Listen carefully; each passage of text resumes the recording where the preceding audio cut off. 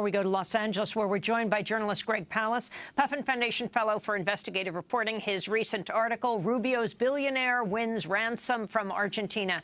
Greg Palast, explain. Well, what happened is that Paul the Vulture Singer, who I've been following him for BBC and for Democracy Now! For about 9 years. This is the guy he's called the Vulture, not just by Argentina. He's known by that by his friends in the banking industry. He grabs old debts of dying nations, dying companies, even dying people.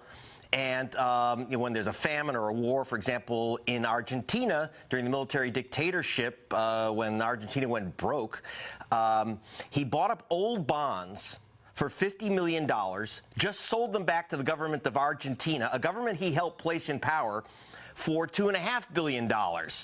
And he did this through what the Argentine government and the United States Treasury call extortion.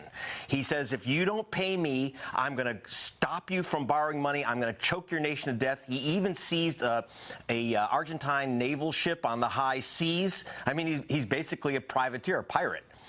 And what's important about what's coming up in this election, the reason he influenced the Argentine election was to get a puppet president who would write him a check which would give him a 10,000% profit.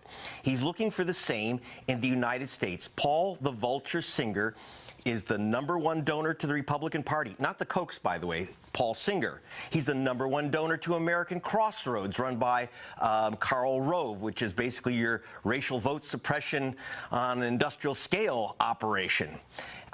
So why is he involved in the U.S. elections?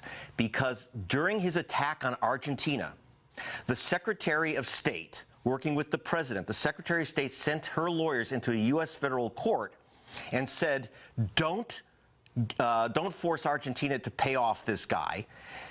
She tried to stop the extortion on Argentina.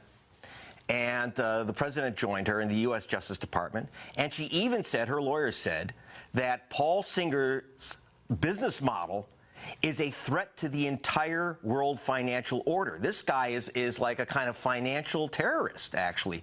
And that's what Hillary Clinton accused him of. By the way, Bernie Sanders has taken a similar, very tough position against these vulture financiers. So Paul Singer, this issue of Argentina ain't just 11,000 miles away, Amy and Juan.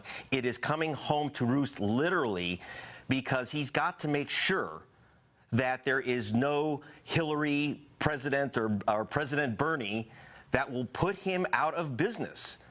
Hillary's action will probably cost him $500 million or $1 billion, and he wants blood, and he wants his guy in the White House.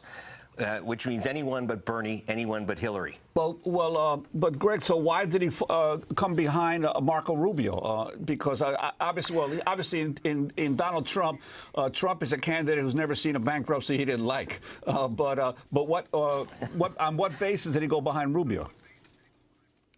Well, Rubio did his work for him. Rubio made an unethical, frankly, it horrified a lot of people. He made direct approaches to the State Department on behalf of his top donor. Paul the Vulture Singer is the #1 donor to Marco Rubio. And Rubio kept banging on the State Department to back his vulture donor against our ally Argentina. This is just way out of line, even in a country where money talks. This was money screaming.